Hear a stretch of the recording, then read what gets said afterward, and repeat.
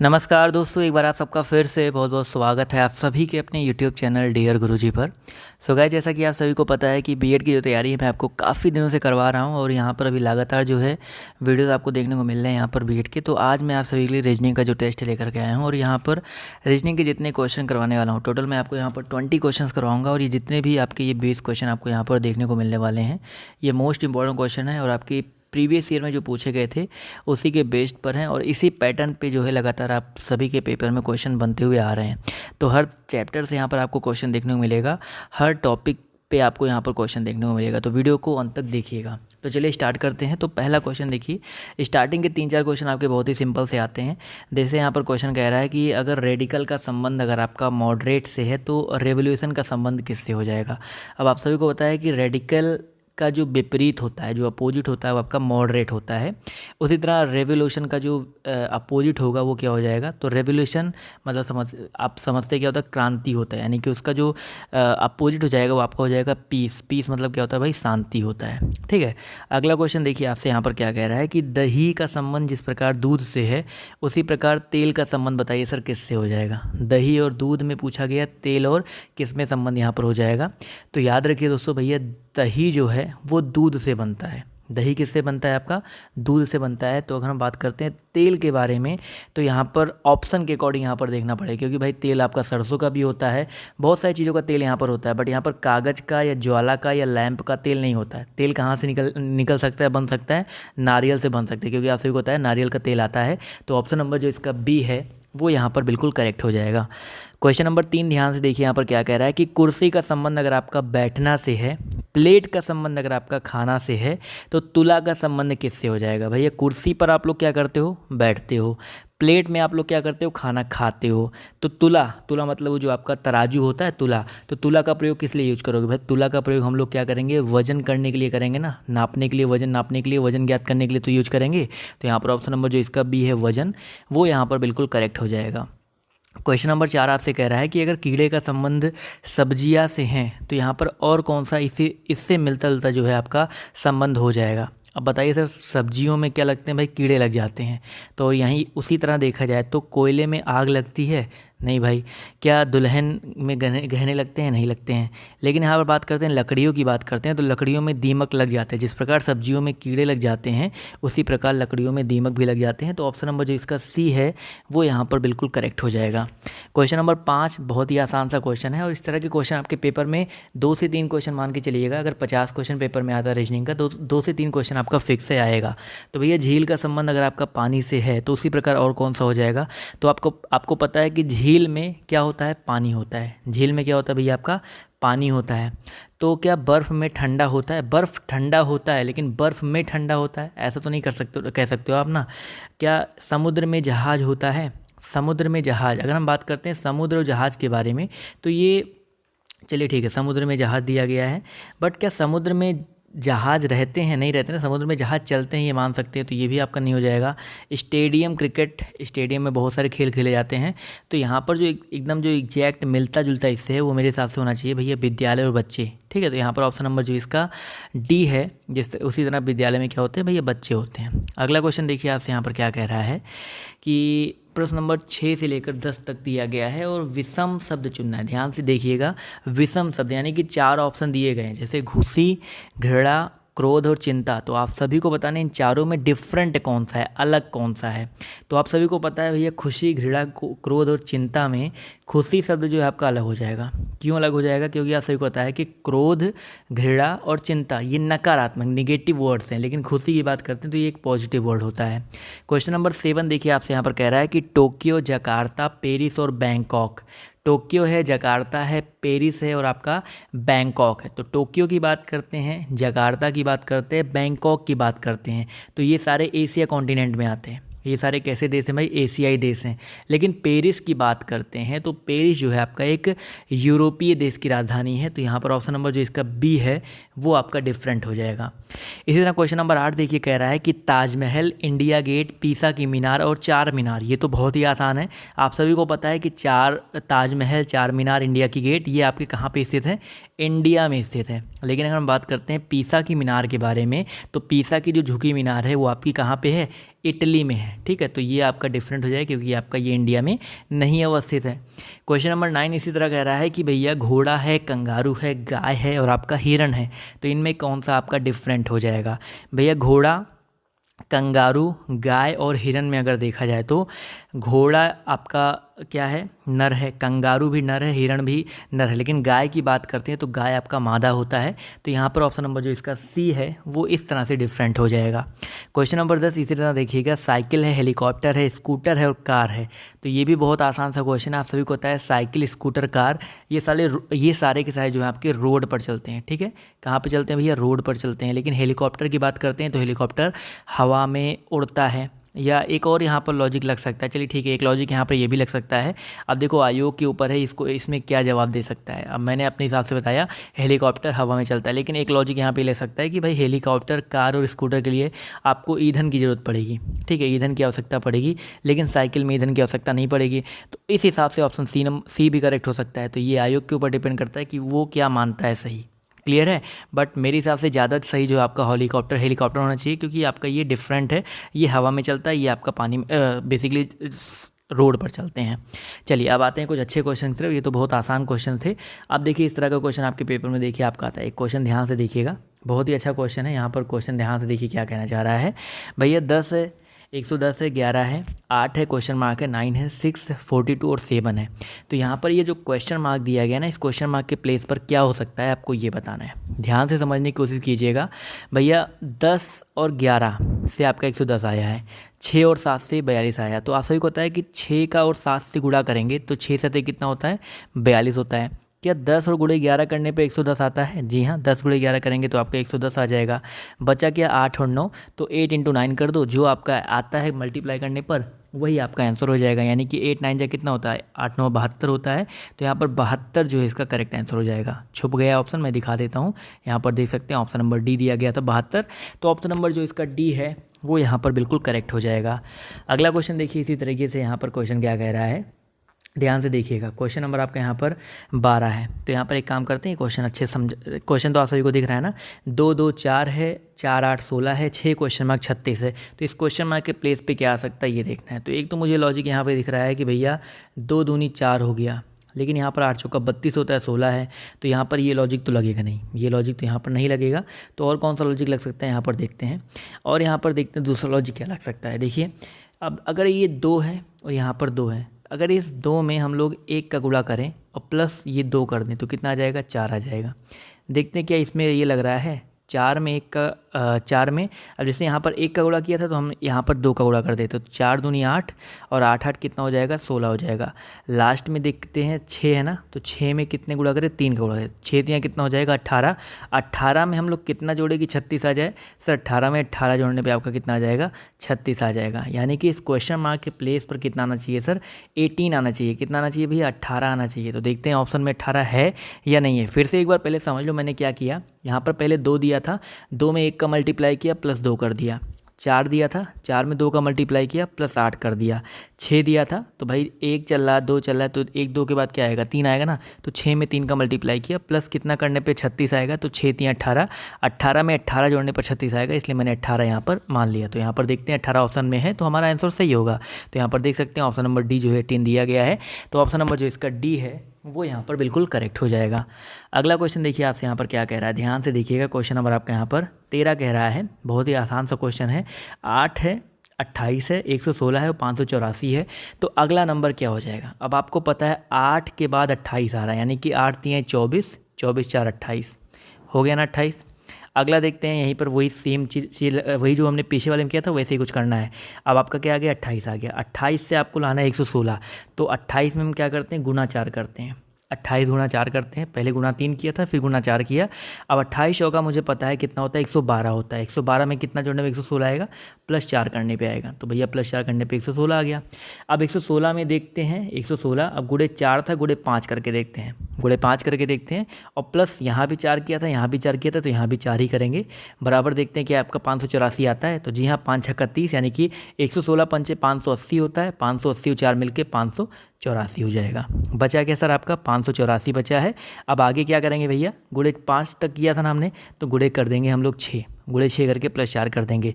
तो इसको 584 गुणे 6 प्लस 4 करेंगे तो आपका आएगा 3508 आएगा। आप लोग इसको सॉल्व करके देख सकते हैं। तो यहाँ पर जो करेक्ट आंसर है आपका हो जाएगा ऑप्शन नंबर डी 3508। क्लियर है। अगला क्वेश्चन देखिए आपसे यहाँ पर क्या कह रहा है। देखिए उसी तरह का एक क्वेश्चन है, तो मैं आपको ये देता हूँ एज अ होमवर्क, ठीक है। अभी लास्ट क्वेश्चन नहीं है, बट मैं आपको एक बीच में होमवर्क दे रहा हूँ, तो इसका जवाब जो है आप लोग कॉमेंट करके दीजिएगा। बढ़ते हैं अगले क्वेश्चन की तरफ। तो अगला क्वेश्चन देखिए आपसे यहाँ पर क्या कह रहा है। क्वेश्चन एक बार आप लोग स्क्रीनशॉट ले लो, नहीं तो कहेंगे सर क्वेश्चन जल्दी से बढ़ा दिया। तो ये रहा आपका क्वेश्चन, इसको जल्दी से आप लोग स्क्रीनशॉट ले लीजिए। क्वेश्चन नंबर आपका 15 देखिए आपसे क्या कह रहा है, ध्यान से देखिएगा। बहुत ही आसान सा क्वेश्चन है। 2 है, 5 है, 10 है, 17 है, फिर क्वेश्चन मार्क दिया गया। तो अगला नंबर यहाँ पर क्या आ जाएगा। बहुत ही आसान है भैया। 2 में पहले 3 जोड़ा, प्लस 3 2 3 5, 5 में प्लस 5 जोड़ा, 5 5 10, 10 में प्लस 7 किया, 10 7 17। पहले प्लस 3 फिर प्लस 5 फिर प्लस 7, यानी कि अगला कितना हो जाएगा सर, प्लस 11 हो जाएगा। भैया 3 5 7 विषम संख्या चल रहा है ना, तो विषम संख्या चल रहा है तो 7 के बाद 9 होता है, तो यहाँ पर प्लस 9 हो जाएगा।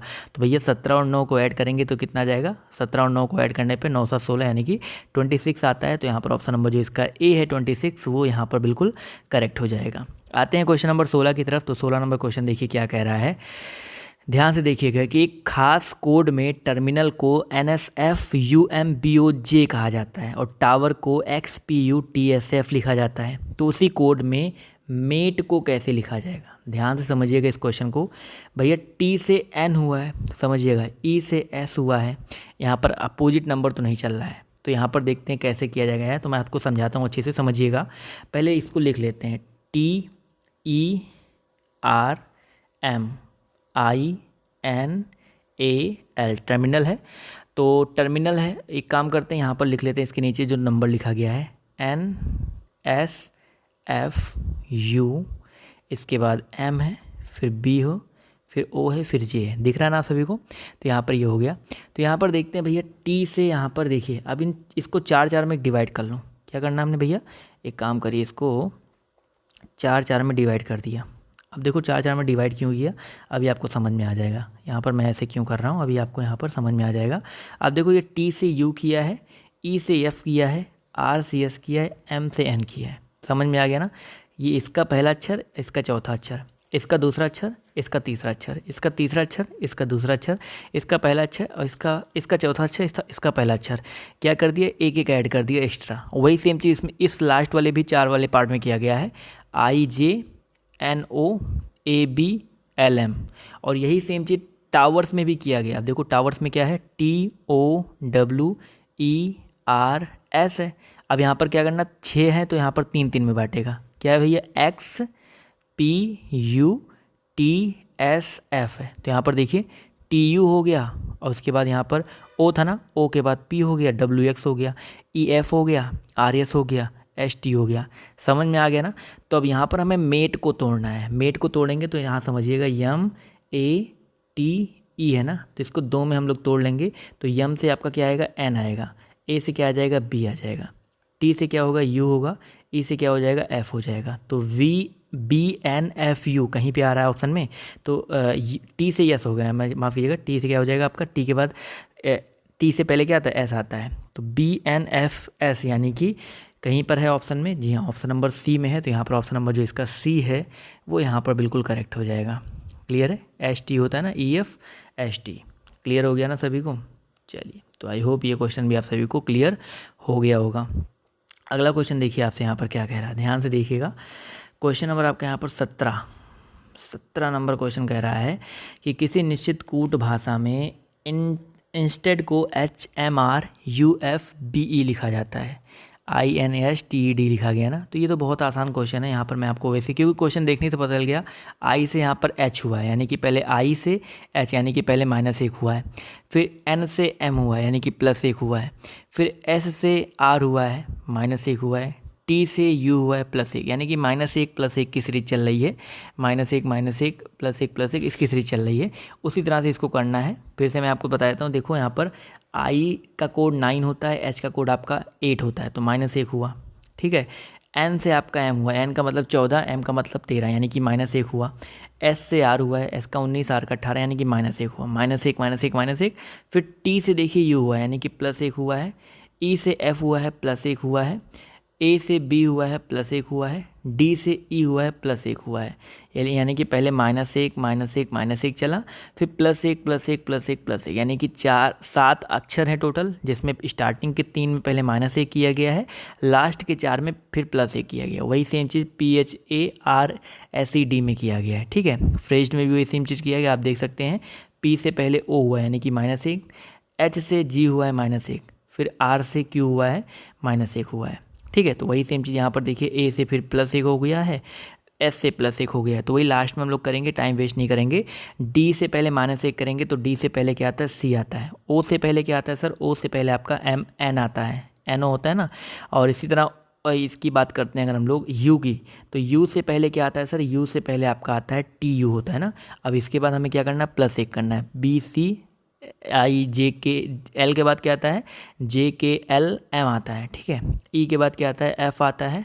एस के बाद टी आता है, तो CNT CMFT कहाँ पे आ रहा है, पहला ऑप्शन तो है नहीं, ऑप्शन नंबर डी ध्यान से देखिए, CNT CMFT दिया गया ना, तो ऑप्शन नंबर जो इसका डी है वो यहाँ पर बिल्कुल करेक्ट हो जाएगा।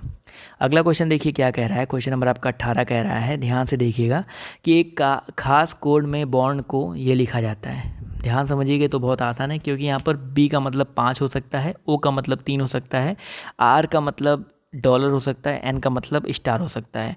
और जैसे यहाँ पर देखिए NEWS है, तो एन का मतलब यहाँ भी देखिए स्टार है, ई का मतलब यहाँ पर देखिए 2 है, इसके अलावा डब्लू का मतलब 4 है, और एस का मतलब आपका हैज़ दिया गया है। उसी कोड में सोर को क्या लिखेंगे, तो सोर देखिए ध्यान से, SORE दिया गया ना, तो एस का मतलब क्या है, देखो एस यहाँ पर है लास्ट में, और लास्ट में क्या हैज़ है, तो पहले आपका हैज़ आ जाएगा।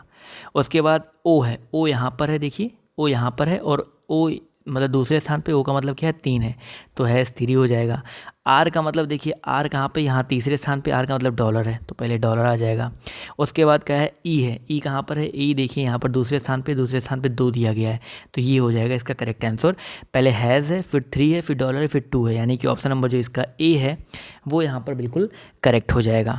अगला क्वेश्चन देखिए क्या कह रहा है, क्वेश्चन नंबर 19 कह रहा है कि एक विशेष सांकेतिक भाषा में एक संख्या 13,479 को AQFJL के रूप में लिखा जाता है, और 5,268 को DMPN के रूप में लिखा जाता है, तो उसी कोड भाषा में, तो यहाँ पर 3,96,824 को क्या लिखा जाएगा, समझिएगा। वही सेम चीज़ है यहाँ पर भैया, कि भैया जो एक है, एक का मतलब A, 3 का मतलब Q, 4 का मतलब F, वही करना ही पड़ेगा। 5 2 6 8 में देख लीजिएगा, 5 का मतलब क्या है, डी है, तो यहाँ पर जो जिसका मतलब वही देख लेते हैं, तो 3 9 6 8 2 4 है, तो 3 का मतलब देखिए, 3 यहाँ पर दूसरे प्लेस पर है, यहाँ पर क्या है, क्यू है, तो 3 का मतलब हो जाएगा भैया आपका क्यू।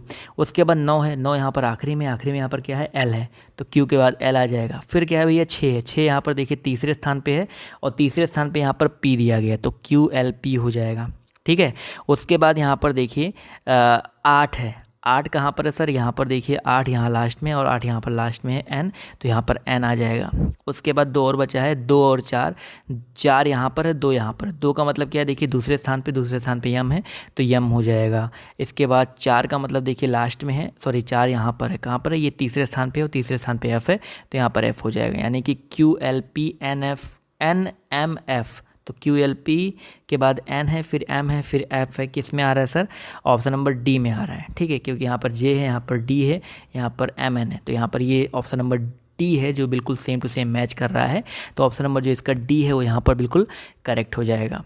चलिए बढ़ते हैं आखिरी क्वेश्चन की तरफ। तो आखिरी क्वेश्चन देखिए आपसे क्या कह रहा है, ध्यान से देखिएगा। क्वेश्चन नंबर आपका 20 है, बहुत ही सिंपल सा क्वेश्चन है कि प्रत्येक अक्षर का एक बार प्रयोग करके वह अक्षरों को क्रम उल्टे बिना बिहाइंड शब्द से कितने स्वतंत्र शब्द बन सकते हैं। तो समझिएगा, प्रत्येक अक्षर का एक शब्द एक बार प्रयोग करके, यानी कि एक आपका बन सकता है HIND, सभी को आता है हिंद, उल्टा भी नहीं करना है, एक आपका बन सकता है BE, और कोई अक्षर बन सकता है क्या? प्रत्येक अक्षर को एक बार प्रयोग करके व अक्षरों को क्रम उल्टा किए बिना स्वतंत्र रूप से कितने शब्द बन सकते हैं? टोटल 2 ही शब्द बन सकते हैं। तो ऑप्शन नंबर जो इसका डी है वो यहाँ पर बिल्कुल करेक्ट हो जाएगा। क्लियर है? तो ये रहे आज के कुछ इंपॉर्टेंट क्वेश्चंस। कैसे लगे आप सभी को कमेंट करके जो बताइएगा। इसी तरह की क्लासेस जो है डेली आपके लिए यहाँ पर प्रोवाइड करवाई जाती है, तो अपने दोस्तों के साथ, साथियों के साथ जरूर शेयर करें। और टेलीग्राम ग्रुप का लिंक नीचे दिया गया है, तो शेयर कर दिए, वहाँ पर जा के जुड़ जाएँ, जिससे जो है इन फ्यूचर जितने भी आपको नोटिफिकेशन है वो मिलते रहें, और जितने भी PDF है इंपॉर्टेंट नोट्स हैं वो आपको वहाँ पर मिलते रहें। तो आज की इस वीडियो में सिर्फ इतना ही। बाय, टेक केयर, जय हिंद, जय भारत। मिलते हैं आप सभी से नेक्स्ट वीडियो में।